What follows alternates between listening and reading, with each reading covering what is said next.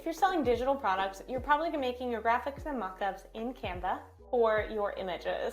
There's a ton of existing product mockups available to you. Many of them are free, or you could create your own designs. Make sure that when you are creating images, no matter what you're selling, that you will always sell your products based on their benefits, not the features. So what does that actually mean? So a benefit is the emotional reason that someone buys something. You are helping them gain something like special memories with their loved ones, beautiful home styling and making them feel good about their home, self-confidence, self-love. You're helping them gain time or money, or you are helping them avoid something like avoiding stress, avoiding money issues, avoiding disorganization, losing weight, avoiding anxiety. The list goes on and on. So these are benefits. What is the emotional reason that people are buying, and what's the emotional thing that you are helping with? And this is what you want to highlight in your photos. A feature, on the other hand, is something like the fact that your planner is 96 pages, or that you have a sticker that's waterproof, or your earrings weigh 0.06 ounces. So these are, while important to put into your product description, they are not what's going to sell your product. People want to buy things they can connect with, that they can understand, and that they understand solves their problem. So whatever niche that you're in, we're going to look at the best-selling products within that niche to figure out what type of photos are going to be best for your product. So let's say that you do kind of like cleaning, household services. So let's just say, for example, that you sell a cleaning schedule as a product. So on the first page of search results, I don't want to look at ads because these are paid rankings. I want to look at everything that's organic. So what I can see from this search on the very first page of search results are a lot of planners that have like bright colors. I can see a lot of them really have a lot of small details on them.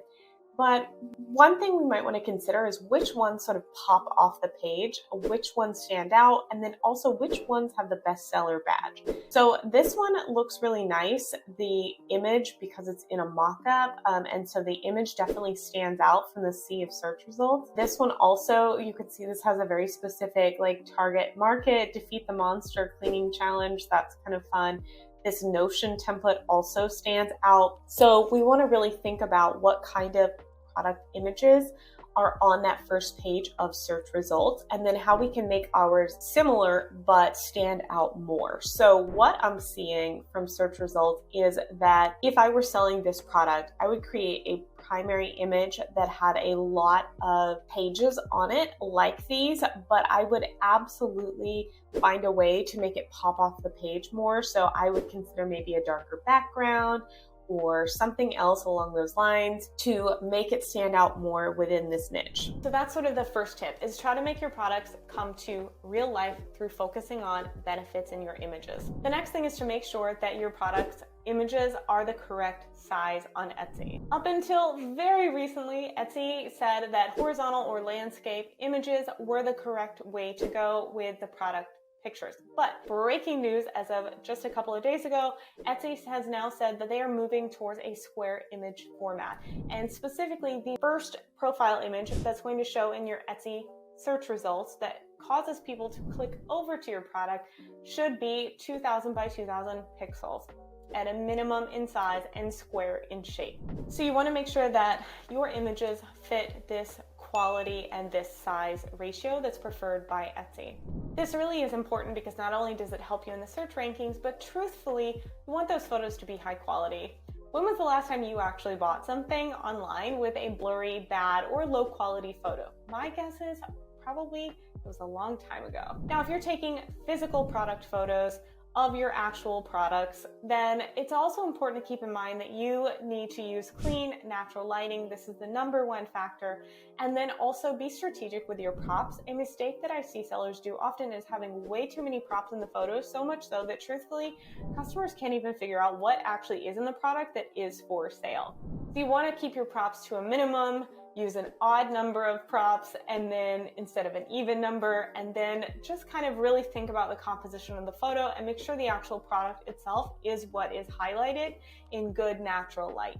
Now, Etsy does allow you to use up to 10 photos and 1 video per listing, and I highly recommend that you max these out because if this is free real estate, you want to use everything that Etsy is giving you. One question I always get asked by Etsy sellers is, how do you fill up all those photos? I have run out of ideas. So here's a few things that you could do.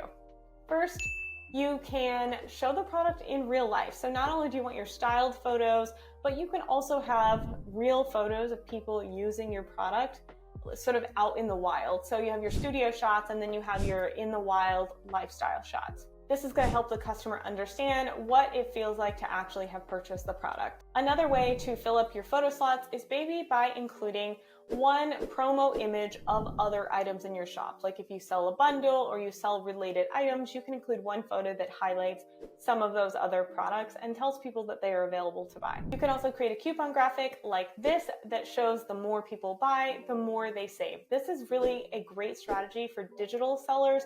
If you don't have a lot of physical supply costs, you can encourage people to buy multiple items. You can also kind of have a how it works graphic. This is another great option, especially if your product is something people are often confused about, or it's a digital product and they need to understand how the process of buying, downloading, or printing it out works. You can also create an FAQs graphic if there are common questions, especially if you are doing custom products like bridal bouquets, wedding items, or maybe even party invitations that you're going to customize for them, or if you're on the graphic design services side. Just remember, all of these ideas are about balance.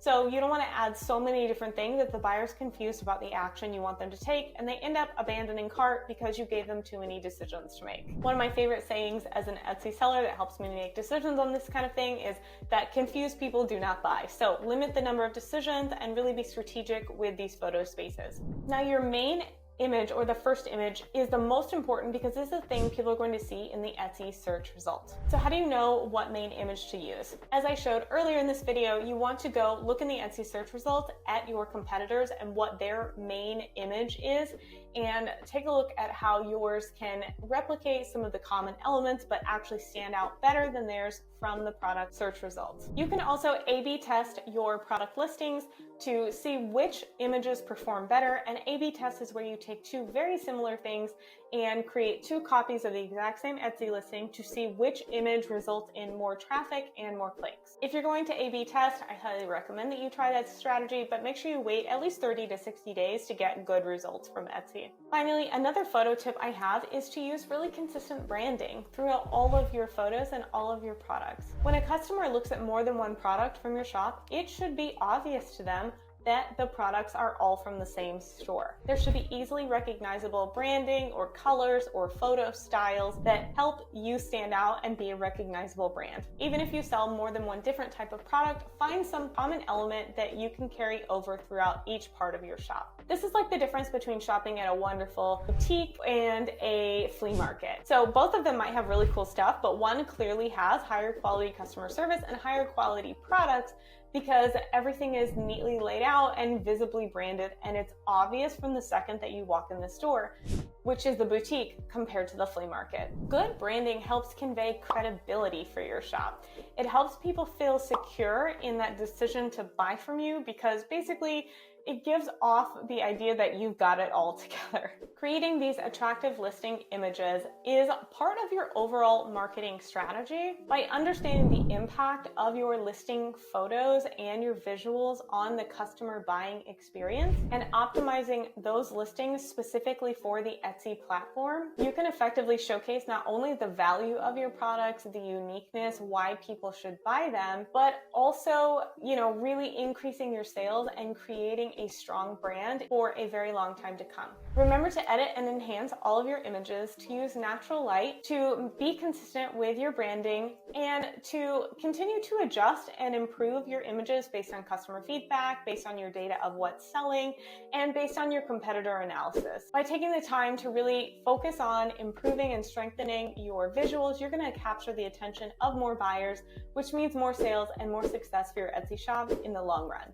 I hope that you found this video helpful and that you walked away with some actionable tips for your photos and your images and how to be successful on Etsy. And if you want to learn more, please subscribe to our YouTube channel.